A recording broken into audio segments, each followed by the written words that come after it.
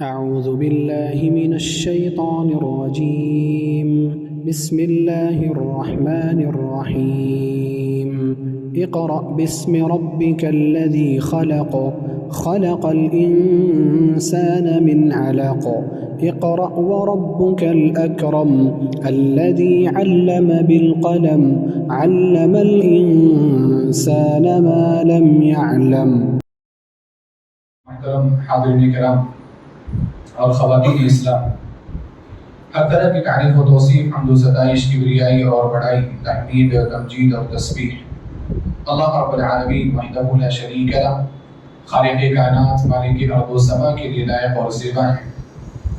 درود اور سلام نازل ہو اس دنیا فانی کی طرف بھیجے گئے تمام انبیاء اور رسول پر بالعموم، اور بالخصوص ہمارے نبی جناب محمد رسول اللہ صلی اللہ علیہ وسلم پر اللہم صلی وسلم مبارک علیہ۔ حضرات گرامی، گزشتہ سے پیوستہ جمعہ میں وہ کون سے ایسے خوش نصیب لوگ ہوں گے جنہیں جنت کے 8 دروازوں سے پکارا جائے گا؟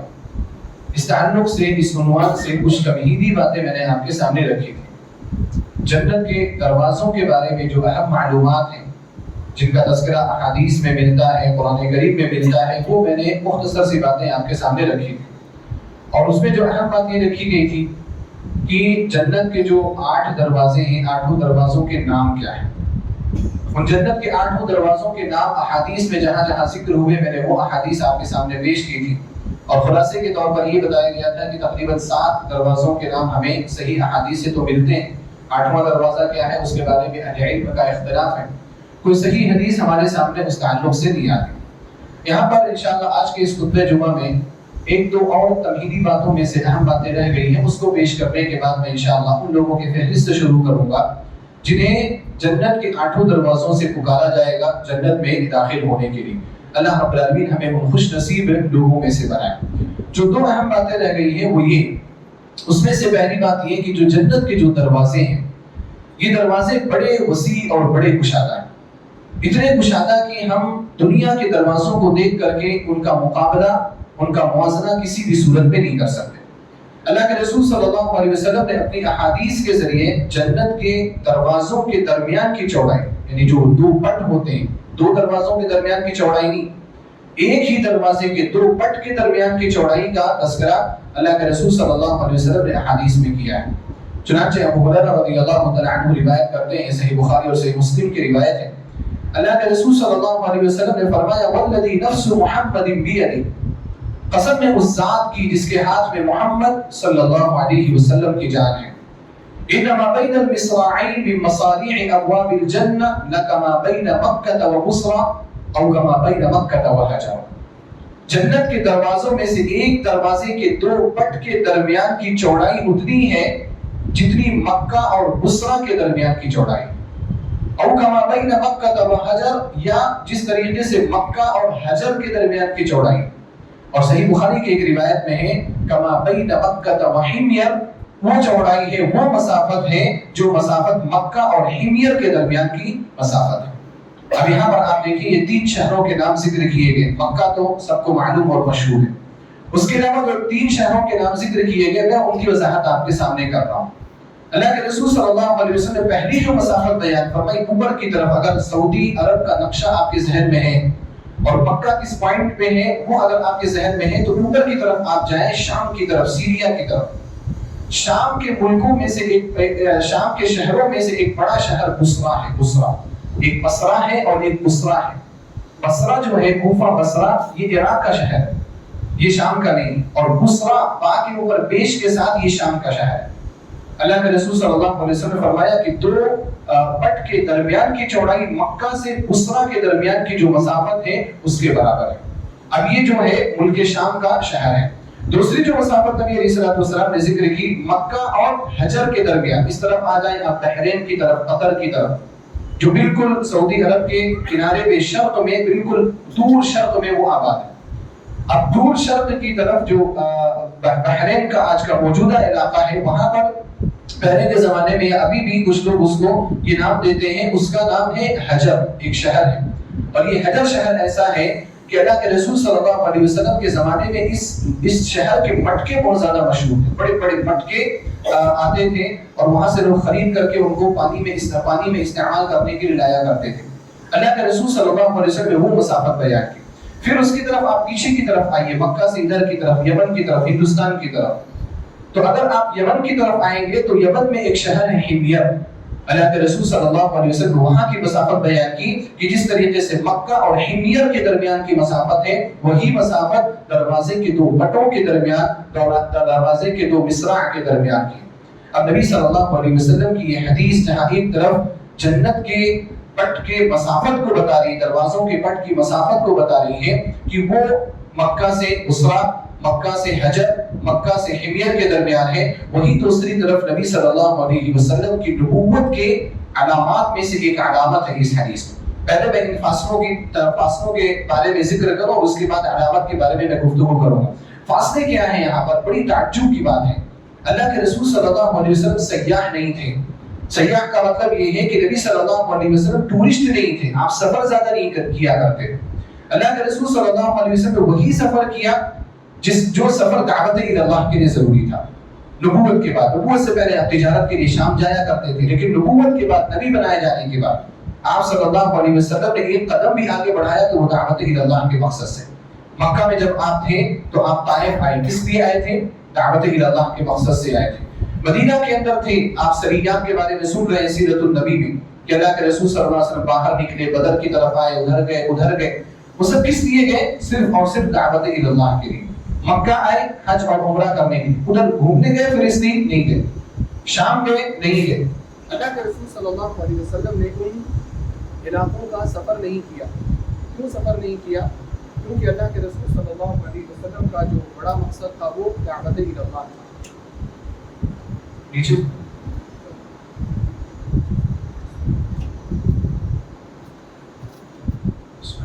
تو اللہ کے رسول صلی اللہ علیہ وسلم نے کسی شہر کی طرف سفر نہیں کیا، تو آپ کو شہروں کی مسافت کے بارے میں کوئی علم نہیں، نہ آپ ادھر یمن کی طرف گئے، نہ آپ ادھر بحرین کی طرف گئے۔ ہاں، شام کی طرف نبی صلی اللہ علیہ وسلم نبوت سے پہلے گئے ہوئے تھے، تو سفر نہ کرنے کے باوجود نبی صلی اللہ علیہ وسلم نے جو مسافت ذکر کی دروازے کے دو بٹوں کے درمیان، وہ ایگزیکٹ آپ صلی اللہ علیہ وسلم نے مسافت ذکر کی۔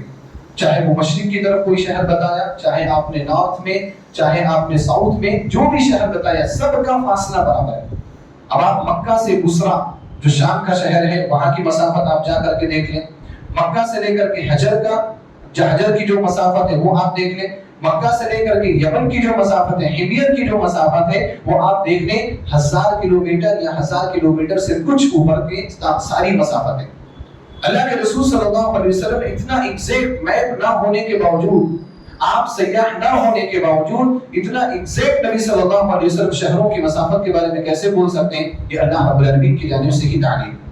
ورنہ اس زمانے میں کلومیٹرز کو گننا ان کے زمانے بڑا مشکل ہوتا تھا، وہ کلومیٹر کے حساب سے چلتے بھی نہیں تھے، وہ میل کے حساب سے چلا کرتے تھے، اور میل کے بارے میں پتہ نہیں تھا کہ کتنے میل پر یہ فاصلہ ہے۔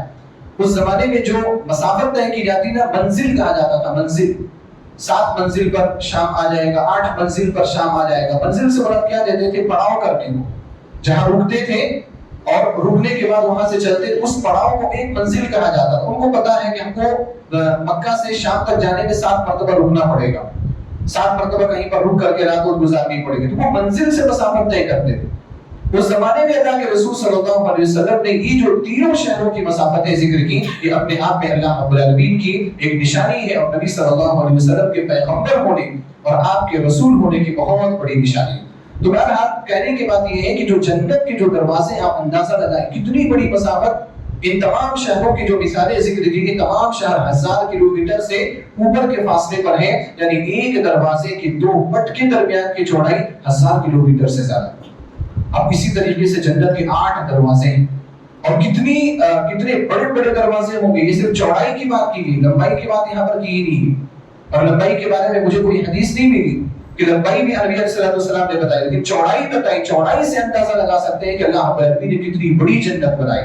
اسی وجہ سے تو اللہ رب العالمین نے قرآن کریم میں ہمیں اور آپ کو جنت کی طرف راغب کیا ہے۔ وَسَارِعُوا إِلَىٰ مَغْفِرَةٍ مِّن رَّبِّكُمْ وَجَنَّةٍ، کہ لوگ دوڑو اللہ کی مغفرت کی طرف، اللہ کی اس جنت کی طرف جس کی چوڑائی آسمانوں اور زمینوں کے برابر۔ اللہ رب العالمین نے جنت کی رغبت ہمارے دلوں کے اندر پیدا کی، جنت کی حرص ہمارے دلوں کے اندر پیدا کی. تو بہرحال اللہ کے رسول صلی اللہ علیہ وسلم نے یہ مسافت دی. اسی طرح سے صحیح بخاری کی ایک روایت میں ایک اور طرح سے مسافت کا تذکرہ ملتا ہے. عتبہ بن غزوان رضی اللہ تعالی عنہ نے مکہ میں خطبہ دیا، اور مکہ میں خطبہ دیتے ہوئے انہوں نے کہا کہ ہمیں ذکر کیا جاتا تھا، ہمیں بیان کیا جاتا تھا. محدثین نے شراح حدیث نے کہا ہے کہ بیان کرنے والے ان کو اللہ کے رسول صلی اللہ علیہ وسلم تھے. انہوں نے کہا کہ ہمیں بیان کیا جاتا تھا کہ جنت کے دروازوں کے دو پٹوں کی جو مسافت ہے، مسافت اور 40 سال کی مسافت ہے. یعنی 40 سال آپ مسلسل چلتے رہیں تو آپ مسلسل چلنے کے بعد جس پوائنٹ پر پہنچیں گے اتنی بڑی مسافت ہے جنت کے ایک دروازے کی دو پٹوں کے درمیان. اور انہوں نے یہ فرمایا کہ ایک دن ایسا آئے گا کہ یہ جنت کا دروازہ بھی قدید من الزحام، یہ رش سے بھرا ہوا ہوگا، بھیڑ سے بھرا ہوا ہوگا. اتنی بڑی تعداد جنت کے دروازوں سے داخل ہو رہی ہوگی.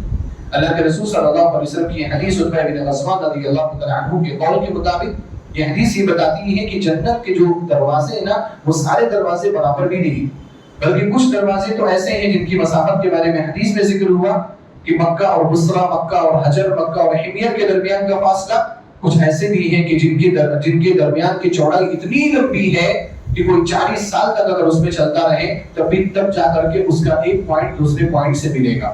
یہ جنت کے دروازے، اور یہ وہ جنت ہے جس کو اللہ رب العالمین کھولتا بھی رہتا ہے. یہ جنت قیامت کے دن کھلے گی ہی کھلے گی.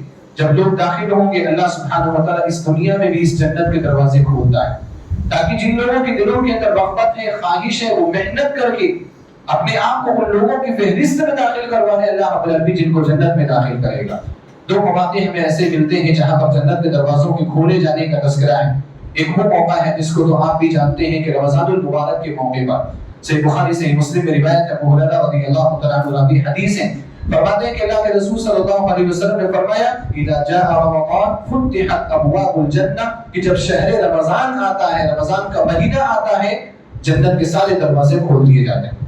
جنت کے دروازوں کے کھول دیے جانے کا معنی یہ ہے کہ اللہ سبحانہ و تعالیٰ کی جانب سے ہم لوگوں کے لیے یہ ندا ہوتی ہے، یہ اعلان ہوتا ہے کہ جتنی محنت ہے کرو رمضان کے اندر، تلاوت کرو، زیادہ سے زیادہ عبادت کرو، زیادہ سے زیادہ، تاکہ تم اس جنت کے دروازے سے داخل ہونے کے مستحق بن جاؤ. یہ وہ موقع ہے جہاں پر جنت کے دروازے کھولے جاتے ہیں دنیا کے اندر. اور اسی طرح سے اللہ کے رسول صلی اللہ علیہ وسلم کی ایک حدیث کے مطابق پیر اور جمعرات کو، سوموار اور جمعرات کو جنت کے دروازے کھولے جاتے ہیں. چنانچہ اس حدیث کے راوی بھی ابو ہریرہ رضی اللہ تعالیٰ عنہ مسند احمد کی روایت ہے. فرماتے ہیں کہ اللہ کے رسول صلی اللہ علیہ وسلم نے فرمایا تفتح ابواب الجنت یوم الاثنین و یوم الخمیس، پیر کے دن اور جمعرات کے دن جنت کے دروازے کھول دیے جاتے ہیں. فیغفر اللہ لکل عبد لا یشرک باللہ شیئا، اللہ رب العالمین ہر اس بندے کو معاف کرتا ہے جو اللہ رب العالمین کے ساتھ شرک نہیں کرتا. جو موحد بندہ ہے اللہ سبحانہ و تعالیٰ پیر اور جمعرات کو اس کی مغفرت فرماتا ہے، اس کے گناہوں کو معاف فرماتا ہے. لا یشرک باللہ شیئا، شرط کیا ہے کہ وہ اللہ رب العالمین کے ساتھ شرک کرنے والا نہ ہو. اگر اللہ کے ساتھ شرک کرنے والا ہوا تو اللہ رب العالمین کی جانب سے اس کی مغفرت نہیں ہوتی. اسی طرح کچھ اور لوگوں کی مغفرت نہیں ہوتی. آپ صلی اللہ علیہ وسلم نے فرمایا الا رجلا كانت بينه وبين اخيه شحناء، موحد بھی ہو لیکن اگر کوئی ایسا آدمی ہے کہ جس کے درمیان اور اس کے بھائی کے درمیان کوئی بغض ہے، کوئی نفرت ہے، کوئی لڑائی ہے، اللہ سبحانہ و تعالیٰ ایسے لوگوں کو بھی معاف نہیں کرتا. معافی اللہ رب العالمین کی جانب سے آپ ہو رہی، کوئی ایکسٹرا کام کرنے کی ضرورت نہیں ہے. پیر اور جمعرات کو اگر آپ نے روزہ رکھ لیا تو وہ بھی نفلی ہے، لیکن اگر آپ نہیں بھی کر رہے اور دو کام آپ ہمیشہ کرتے چلے جا رہے، ایک توحید کو اپنا رہے اور آپ دوسرا شرک سے بچ رہے، اور ساتھ ہی ساتھ آپ اپنے بھائیوں کے ساتھ اچھا معاملہ رکھ رہے ہیں، کینہ نہیں رکھتے، حسد نہیں رکھتے، بغض نہیں رکھتے، غیبتیں ان کی نہیں کرتے، ان کی برائی نہیں چاہتے، اللہ رب العالمین ایسے لوگوں کو بھی معاف کرتا ہے. لیکن اگر کینہ ہے، بغض ہے، عداوت ہے، دشمنی ہے، حسد ہے، اللہ رب العالمین ایسے لوگوں کی مغفرت کو معلق کر دیتا ہے. اللہ تعالیٰ ایسے لوگوں کو معاف نہیں کرتا. فیقان فرشتے پوچھتے ہیں کہ اللہ تیرا بندہ موحد ہے، اس کو بھی معاف کر دیا جائے. سب کو معافی مل رہی ہے، آج سارے موحدین کو معافی مل رہی ہے، اس کو بھی معاف کر دیا جائے. اللہ رب العالمین کہتا ہے نہیں، افضلوا هذین حتی یستریحا، افضلوا هذین حتی یستریحا، افضلوا هذین حتی یستریحا. 3 مرتبہ حدیث میں الفاظ ہیں. اللہ رب العالمین کہتا ہے ان دو لوگوں کو مہلت دے دو، ابھی چھوڑ دو، ابھی ان کو معاف مت کرو. حتی یستریحا، یہاں تک کہ وہ لوگ بیٹھ کر کے صلح کر لیں. اگر صلح نہیں کرتے تب تک ان کو معاف نہیں کرنا ہے. کتنے پیر آ رہے ہیں، کتنے جمعرات آ رہے ہیں، ہفتہ سیکنڈوں میں گزر جا رہا ہے، ہفتہ پلک جھپکنے میں گزر جا رہا ہے. پیر آ رہے ہیں، جمعرات آ رہے ہیں، مغفرت کا موسم ہے، مغفرت اللہ رب العالمین کی جانب سے لوگوں کی ہو رہی عمومی طور پر. لیکن کتنے محروم ہیں ہم لوگ، کتنے شقی ہیں ہم لوگ کہ اللہ رب العالمین کی اس مغفرت کو ہم حاصل نہیں کر پاتے، یا تو شرک کرنے کی وجہ سے اور یا تو آپس میں ایک دوسرے سے بغض رکھنے کی وجہ سے. تو اللہ رب العالمین جنت کے دروازوں کو کھولتا ہے، اور جنت کے دروازوں کو کھولنے کے ساتھ مغفرت بھی ہوتی ہے. لیکن شرط کیا ہے؟ وہ چیز ہمیں حاصل کب ہوگی؟ جب ہم اپنے اندر ان صفات کو پیدا کریں گے. اب ہم آتے ہیں ان لوگوں کی طرف جن کو جنت کے 8 دروازوں سے کل قیامت کے دن داخل کیا جائے گا. یہ بڑے خوش نصیب لوگ ہیں، جیسا کہ میں نے ذکر کیا تھا حدیث میں کہ اللہ کے رسول صلی اللہ علیہ وسلم نے ایک مرتبہ بیان فرمایا، سے مسلم کی روایت ہے کہ جو شخص نمازی ہوگا اس کو باب الصلاۃ سے پکارا جائے گا، جو شخص روزے دار ہوگا اس کو باب الریان سے پکارا جائے گا، جو شخص جہاد کرنے والا ہوگا اس کو باب الجہاد سے پکارا جائے گا. ہر دروازے سے الگ الگ لوگوں کو پکارا جائے گا. ابو بکر رضی اللہ تعالیٰ عنہ نے کہا تھا، اے اللہ کے رسول صلی اللہ علیہ وسلم، کیا کچھ ایسے بھی خوش نصیب لوگ ہیں جنہیں جنت کے 8 دروازوں سے پکارا جائے؟ جنت کے کسی ایک دروازے سے پکار لیا گیا وہ ٹھیک بات ہے، وہ اچھی بات ہے، لیکن کیا کوئی ایسا بھی ہے جس کو جنت کے 8 دروازوں سے پکارا جائے گا؟ اللہ کے رسول صلی اللہ علیہ وسلم فرمایا، نعم وارجو ان تكون منهم، ہاں ایسا ہوگا اور مجھے امید ہے کہ آپ ان میں سے ایک ہوں گے. ابو بکر رضی اللہ تعالیٰ عنہ کا جوش جذبہ ہمیں یہ تعلیم دیتا ہے کہ ہمارے اندر بھی وہ جوش اور جذبہ ہونا چاہیے کہ ہم ایسا کام کریں کہ اللہ رب العالمین ہمیں جنت کے 8 دروازوں سے پکارے. جنت کے 8 دروازوں پر ہمارا نام لکھا ہوا ہو کہ فلاں کو آنے کی اجازت ہے، فلاں کو داخل ہونے کی اجازت ہے، لیکن اس کے لیے محنت کرنی پڑے گی. فری میں تو کچھ بھی نہیں ملتا. آپ سستی کریں گے، آپ کاہلی کریں گے اور آپ اپنے من کی زندگی گزارنی چاہیں گے تو اللہ رب العالمین کی جانب سے یہ چیزیں نہیں، محنت کرنی پڑے گی، وہ صفات پیدا کرنا پڑے گا. وہ صفات کیا ہے؟ پہلی حدیث میں آپ کے سامنے ذکر کروں گا ان لوگوں کے تعلق سے. صحیح بخاری اور صحیح مسلم کی روایت ہے، حضرت عبادہ بن صامت رضی اللہ تعالیٰ عنہ اس حدیث کے راوی ہیں. فرماتے ہیں کہ اللہ کے رسول صلی اللہ علیہ وسلم نے فرمایا، من شهد ان لا اله الا الله وحده لا شريك له وان محمدا عبده ورسوله وان عيسى عبد الله ورسوله وكلمته القاها الى مريم وروح منه وان الجنه حق وان النار حق ادخله الله من اي ابواب الجنه الثمانيه شاء. اللہ کے رسول صلی اللہ علیہ وسلم نے فرمایا، جو شخص اس بات کی گواہی دے کہ اللہ کے سوا کوئی بھی معبود برحق نہیں ہے، کسی کی بھی عبادت نہیں کی جا سکتی اور وہ تنہا ہے، اور جو اس بات کی گواہی دے، 5 چیزوں کی گواہیاں ہیں. پہلی، اللہ رب العالمین کے معبود ہونے کی گواہی. دوسری گواہی کہ وَأَنَّ مُحَمَّدًا عَبْدُهُ وَرَسُولُهُ، محمد صلی اللہ علیہ وسلم اللہ کے بندے اور اس کے رسول ہیں. تیسری گواہی وَأَنَّ عِيسَى عَبْدُ اللَّهِ وَرَسُولُهُ، کہ حضرت عیسیٰ علیہ السلام اللہ کے بندے اور اس کے رسول ہیں. وَكَلِمَتُهُ، اور اللہ کا وہ کلمہ ہے، القاها الى مریم، جس کلمے کو حضرت مریم علیہ السلام کے بطن میں اللہ رب العالمین نے ڈالا تھا. وروح منہ، اور اللہ کی جانب سے روح ہے. چوتھی گواہی وان الجنت حق، کہ جنت حق ہے.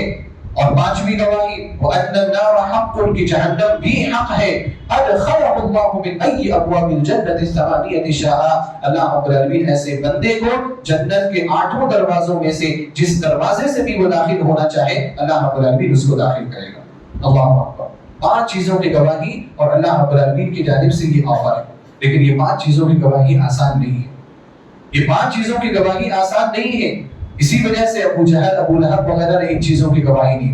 آئیے دیکھتے ہیں کہ 5 چیزوں کی گواہی کیا ہے. پہلی چیز کی گواہی، جو من شہد ان لا الہ الا اللہ وحدہ لا شریک لہ، جو اس بات کی گواہی دے کہ اللہ کے سوا کوئی بھی لائق عبادت نہیں. سجدہ کریں گے تو اللہ رب العالمین کو، عبادت کریں گے تو اللہ کی، قربانی کریں گے تو اللہ کے نام کی، کوئی بھی خرچ کریں گے تو اللہ سبحانہ و تعالیٰ کے لیے، کوئی بھی عبادت کریں گے اللہ رب العالمین کی.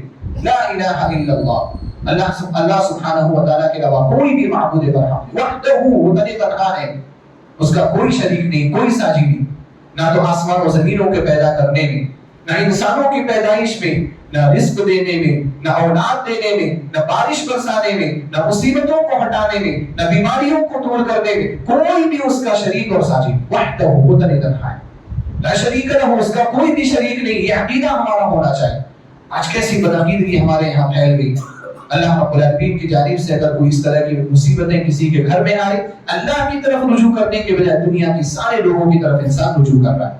ڈاکٹروں کے پاس جا رہے ہیں تو علاج کرانے کو تو اللہ رب العالمین نے مشروع قرار دیا ہے، نبی علیہ السلام نے علاج کرانے کی اجازت دی ہے، اس کی اجازت ہے، لیکن اگر آپ اس کے علاوہ کوئی اور طریقہ اختیار کر رہے ہیں، جعلی پیروں کے پاس جا رہے ہیں، جعلی جھاڑ پھونک کرنے والوں کے پاس جا رہے ہیں، شرک کرنے والوں کے پاس جا رہے ہیں، شرک کرانے والوں کے پاس جا رہے ہیں، تو یہ لا الہ الا اللہ محمد رسول اللہ کی گواہی آپ کی مکمل نہیں۔ لا الہ الا اللہ وحدہ لا شریک لہ، اس کے علاوہ کوئی بھی معبود نہیں۔ اور یہاں پر جب ہم لا الہ الا اللہ پڑھتے ہیں تو اس پر ایک غور کرنے والی بات یہ ہے کہ یہاں پر اللہ رب العالمین کی ایک معبود ہونے کی گواہی دینا ہے۔ اللہ رب العالمین کے اکیلے رب ہونے کی گواہی تو ہے، لیکن اس کلمے میں یہ مراد نہیں ہے کہ اللہ رب العالمین اکیلا خالق ہے۔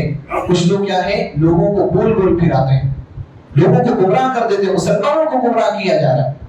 کیا کہہ کر کے گمراہ کیا جا رہا ہے کہ لا الہ الا اللہ کا معنی کیا ہے؟ لا خالق الا اللہ، کہ اللہ کے سوا کوئی خالق نہیں، اللہ کے سوا کوئی خالق نہیں ہے۔ یہ بات تو مکہ کے مشرکین بھی مانتے تھے، تو ان کو مشرک کیوں کہا گیا؟ اللہ رب العالمین نے قرآن کریم میں ذکر کیا وَلَئِن سَأَلْتَهُم مَّنْ خَلَقَ السَّمَاوَاتِ وَالْأَرْضَ لَيَقُولُنَّ خَلَقَهُنَّ الْعَزِيزُ الْعَلِيمُ۔ اگر آپ پوچھیں گے اے نبی صلی اللہ علیہ وسلم کہ آسمانوں اور زمینوں کا خالق کون ہے، تو وہ یہی کہیں گے کہ اللہ رب العالمین کے علاوہ کون ہے اس کا خالق۔ آج ایک ہندو بھی بولتا ہے کہ اللہ رب العالمین ان چیزوں کا خالق۔ آپ کسی غیر مسلم سے ہندو سے جا کے پوچھیں آسمان کس نے پیدا کیا، یہ بارش کون برساتا ہے، وہ کیا بولے گا؟ ایشور نے پیدا کیا۔ وہ بھگوان کہے گا، اس کی زبان میں، اس کی ہندی کی زبان میں ایشور اور بھگوان وہی ہے جو ہمارے عربی اور اردو کی زبان میں اللہ ہے۔ اس کا بھی عقیدہ یہ ہے کہ خالق اللہ کے سوا کوئی نہیں ہے، بارش برسانے والا اللہ کے سوا کوئی نہیں ہے۔ لوگوں کو اسی توحید پر لا کر کے ٹکا دیا گیا کہ یہ اصل توحید ہے، حالانکہ جو توحید انبیاء کرام لے کر کے آئے، جو توحید کتابوں کے اندر قرآن کریم اور آسمانی کتابوں کے اندر بیان کی گئی، وہ توحید ربوبیت نہیں ہے، وہ توحید الوہیت ہے کہ ایک اللہ ہی معبود ہے، اس کے علاوہ کوئی معبود نہیں۔ لا الہ الا اللہ کا یہ معنی ہے۔ اب ان لوگوں کو سمجھنا چاہیے جن کی جبینیں، جن کی پیشانیاں کسی اور کے در پر جا کر کے ٹکتی ہیں، اور وہ اپنے آپ کو یہ بھی سمجھتے ہیں کہ میں بڑا موحد ہوں، میں لا الہ الا اللہ پڑھنے والا ہوں، اس کو ماننے والا، لا الہ الا اللہ پڑھنے والے۔ آپ پیشانی کو جھکانے اور پیشانی کے ساتھ سجدہ کرنے کی بات تو دور، اگر کوئی صرف ایسے جھکتا ہے اللہ رب العالمین کے علاوہ کسی اور کے آگے، شریعت میں اس کو بھی حرام قرار دیا گیا، اس کو بھی شرک کے ساتھ جوڑ کر کے دیکھا۔ انحنا، اس کو انحنا بولتے ہیں، جھکنا، مجرد جھکنا بھی شرک میں داخل۔ ہمارے حیدرآباد میں ایک کلچر عام ہے نا، لوگ سلام کرتے ہیں، جھک جھک کے سلام کرتے ہیں، اہل علم اس سے منع کرتے ہیں۔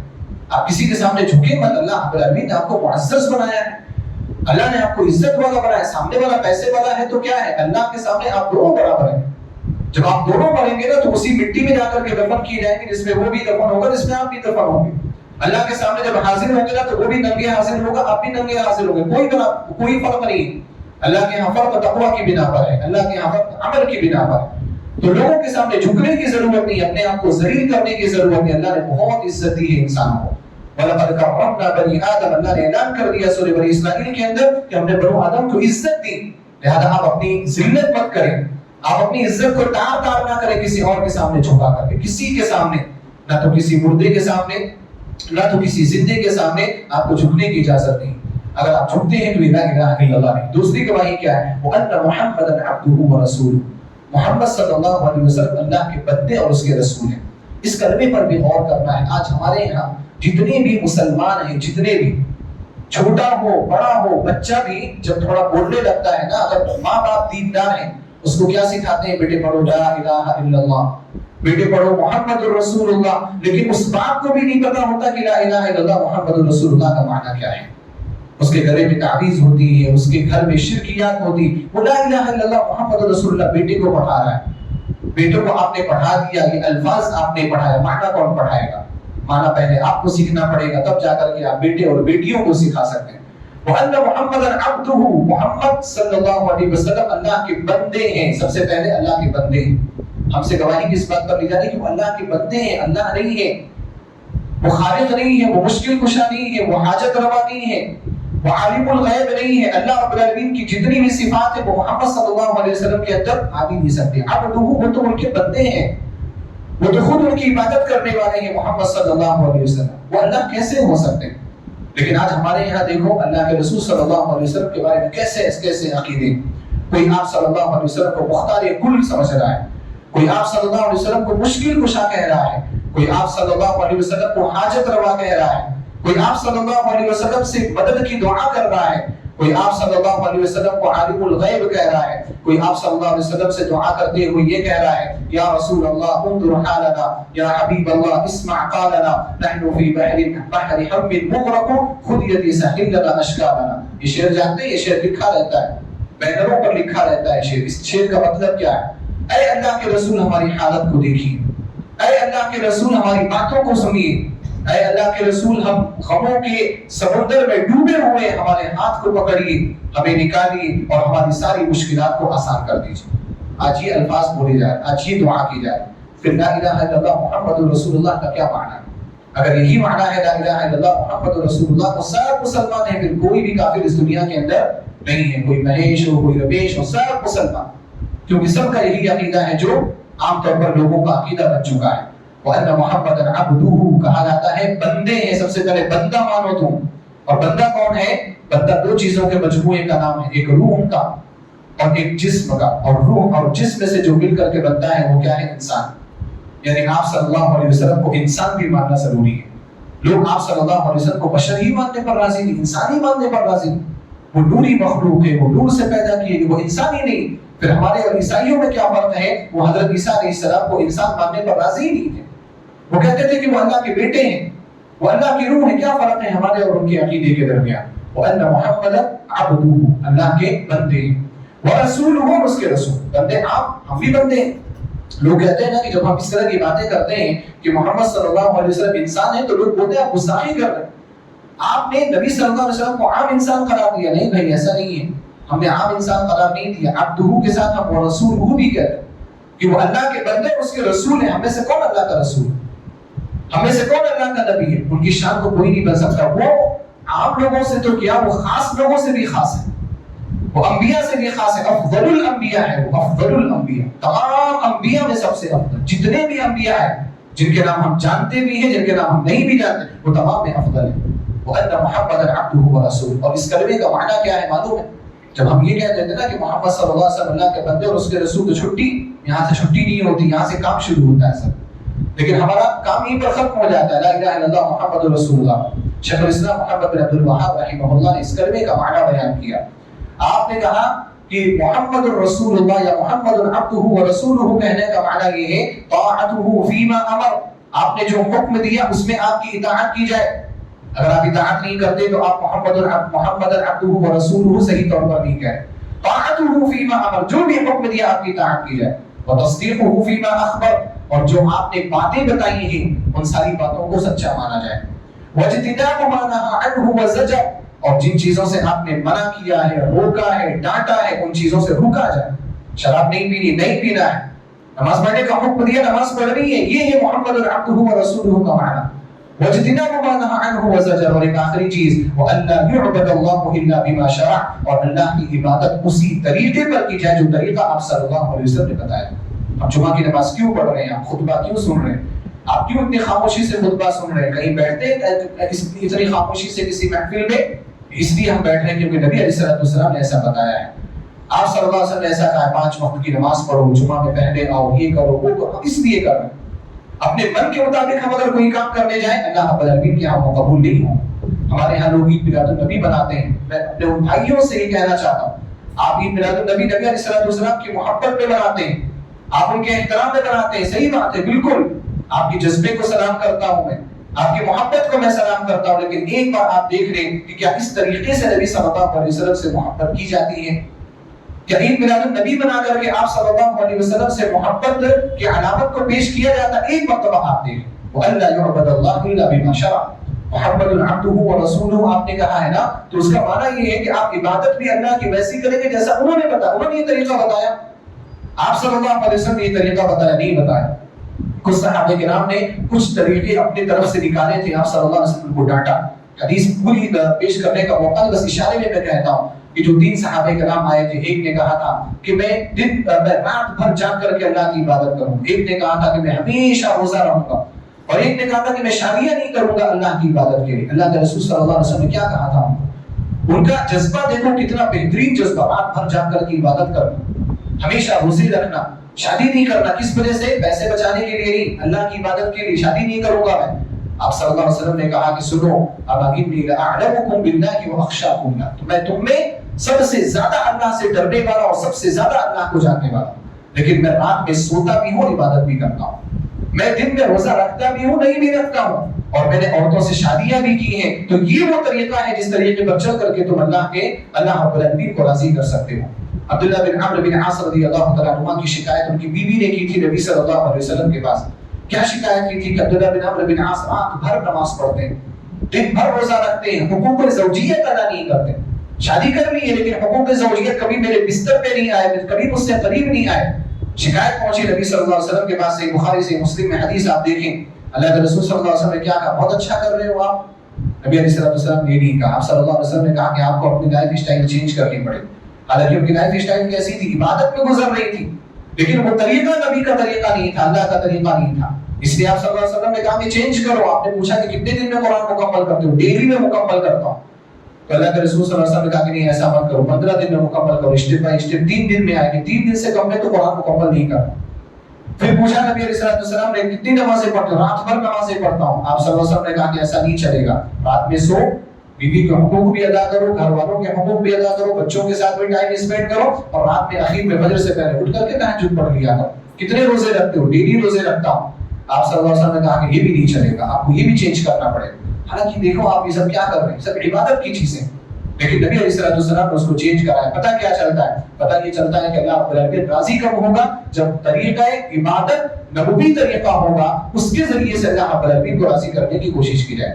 وَأَنَّ مُحَمَّدًا عَبْدُهُ وَرَسُولُهُ, تیسری جو گواہی ہے حدیثہ علیہ السلام کے بارے میں, کہ حدیثہ علیہ السلام اللہ کے بندے اور اس کے رسول ہیں, اور اس کا کلمہ ہے جو اللہ رب العالمین نے مریم علیہ السلام کے بطن میں ڈالا. کلمہ سے مراد کلمہ کن, کیونکہ حدیثہ علیہ السلام کی پیدائش بغیر باپ کی ہوئی تھی.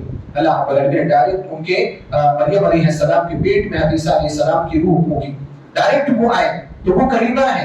اور اللہ رب العالمین کی جانب سے روح ہے, یعنی اللہ رب العالمین کی روح ہوگی, اور خاص روح نہیں. اس سے وہ لوگ اللہ رب العالمین کا بیٹا بھی قرار دیتے ہیں. مطلب یہ ہے کہ اللہ رب العالمین ان کے فضل کو بیان کرنے کے لیے کہا کہ وہ اللہ کی روح ہے. اور حدیثہ علیہ السلام کو کیوں ذکر کیا گیا؟ موسیٰ علیہ السلام کا نام کیوں نہیں آیا, اور کسی نبی کا نام کیوں نہیں آیا؟ کیونکہ اس وقت عیسائی آیا کرتے تھے, اور کچھ عیسائیوں کا یہ خیال تھا کہ ہم عیسیٰ علیہ السلام کو اللہ کا بیٹا مانتے ہوئے بھی ہم محمد صلی اللہ علیہ وسلم پر ایمان لائے تو کام چل جائے گا. نبی علیہ السلام نے کہا کہ ایسے کام نہیں چلے گا, پہلے آپ کو عیسیٰ علیہ السلام کو اللہ کا بندہ کہنا پڑے گا, بیٹا نہیں. بیٹا کہنا تو شرک کر رہے, پھر محمد رسول اللہ بھی کہہ دیے تو کوئی فائدہ نہیں. حدیثہ علیہ السلام اور محمد صلی اللہ علیہ وسلم کو اس حدیث میں اکٹھا ذکر کیا گیا. اس کی بھی بڑی وجہ, اور بڑی وجہ کیا ہے کہ اللہ کے رسول صلی اللہ علیہ وسلم نے اشارہ دیا کہ جس طریقے سے عیسیٰ علیہ السلام کے ماننے والوں نے عیسیٰ علیہ السلام کی ذات میں اتنا غلو کیا کہ کسی نے ان کو اللہ ہی کہہ دیا, کسی نے ان کو اللہ کا بیٹا کہہ دیا, کسی نے ان کو تین میں کا تیسرا کہہ دیا. وہی حال محمد صلی اللہ علیہ وسلم کے ساتھ بھی ہونے والا. اور ہم نے اپنی آنکھوں سے دیکھا, دنیا نے دیکھا کہ محمد صلی اللہ علیہ وسلم کوئی عالم الغیب کہہ رہا ہے, کوئی مشکل کشا کہہ رہا ہے, کوئی حاجت روا کہہ رہا ہے, کوئی یہ شعر پڑھ رہا ہے. اللہ کے پلے میں وحدت کے سوا کیا ہے؟ لینا ہے جو کچھ بھی لے لیں گے محمد سے. نعوذ باللہ من ذلک. یہ اللہ کے پلے میں کیا ہے؟ کچھ بھی نہیں اللہ کے پاس. جو کچھ لینا ہے ہم کس سے لے لیں گے؟ محمد صلی اللہ علیہ وسلم. نعوذ باللہ من هذا الكفر, نعوذ باللہ من هذا الشرک. یہ کام کیا لوگوں نے محمد صلی اللہ علیہ وسلم کے ساتھ. تو دونوں کو ایک ساتھ ذکر کرنے کی وجہ یہی ہے کہ جس طریقے سے عیسیٰ علیہ السلام کے ساتھ کیا گیا اس طریقے سے محمد صلی اللہ علیہ وسلم کے ساتھ کیا جائے گا, اس سے بچ کر کے رہنا ہے. اور خود نبی علیہ السلام نے وضاحت کے ساتھ کہا, لا تطرونی کما اطرت النصارى ابن مریم, مجھے اتنا بڑھا چڑھا مت دینا جتنا لوگوں نے عیسیٰ علیہ السلام کو بڑھا چڑھا دیا. انما انا عبد, میں ایک بندہ ہوں. فقولوا عبد اللہ ورسولہ, جب بھی تمہاری زبان سے کلمہ ادا ہوگا, جب بھی تمہاری زبان سے میرا ذکر ادا ہوگا تو یہی کہنا کہ محمد صلی اللہ علیہ وسلم اللہ کے بندے اور اس کے رسول ہیں. اس وجہ سے دو کلموں کو ایک ساتھ ذکر کیا گیا. چوتھی جو گواہی ہے جنت حق ہے. پانچویں جو گواہی ہے جہنم حق ہے, کیونکہ جنت میں جانے کے لیے جنت پر ایمان رکھنا ضروری ہے, جہنم سے بچنے کے لیے جہنم پر ایمان رکھنا ضروری ہے. کوئی شخص اگر جنت و جہنم کو نہیں مانتا, انکار کرتا ہے, تو وہ شخص بھی کبھی جنت میں داخل نہیں ہو سکتا. یہ 5 گواہیاں ہم دیں, اپنے آپ کو موحد بنائیں, پھر اللہ رب العالمین آٹھوں دروازے ہمارے لیے کھول دے گا. ہم جس دروازے سے داخل ہونا چاہیں اللہ رب العالمین داخل کر دے گا. انشاءاللہ بقیہ چیزیں اور بھی بعد میں ذکر کی جائیں گی. اللہ سبحانہ وتعالیٰ سے دعا ہے الہ العالمین تو ہمیں ان خوش نصیبوں میں سے بنا دے جن کو جنت کے آٹھوں دروازوں سے پکارا جائے گا. الہ العالمین تو ہم سب کو ان خوش نصیبوں میں سے بنا دے جو بغیر حساب اور عذاب کے جنت میں داخل کیے جائیں گے. الہ العالمین تو ہم سب کی اصلاح فرما. الہ العالمین تو ہم سب کے عقیدے کی اصلاح فرما. الہ العالمین ہر طرح کے شرک اور کفر سے ہم سب کی حفاظت فرما. الہ العالمین امت کی اصلاح فرما. جو نوجوان ہیں جو لوگ ہیں گمراہ ہیں بھٹکے ہوئے ہیں شرک اور توحید کے درمیان فرق نہیں سمجھ میں آ رہا ہے الہ العالمین ان سب کو ہدایت نصیب فرما. الہ العالمین ان سب کو موحد بنا. الہ العالمین تو ہم سب کو فرائض کی پابندی کرنے کی توفیق عطا فرما. عبادات میں اخلاص پیدا فرما. عبادات کو شرف قبولیت عطا فرما. الہ العالمین جو لوگ بیمار ہیں ان کو شفایابی عطا فرما. جو مقروض ہیں ان کے قرض کی ادائیگی میں ان کی مدد فرما. جو پریشان حال ہیں ان کی پریشانیوں کو دور فرما. جو اس دنیا سے جا چکے اہل توحید ہیں ان کی مغفرت فرما. ان کی قبروں کو منور فرما. ان کو جنت الفردوس میں جگہ عطا فرما. اور ہم سب کو ایمان اور اسلام پر زندہ فرما. اور ہمارا خاتمہ لا الہ الا اللہ محمد رسول اللہ پر فرما. آمین. وآخر دعوانا ان الحمد للہ رب العالمین.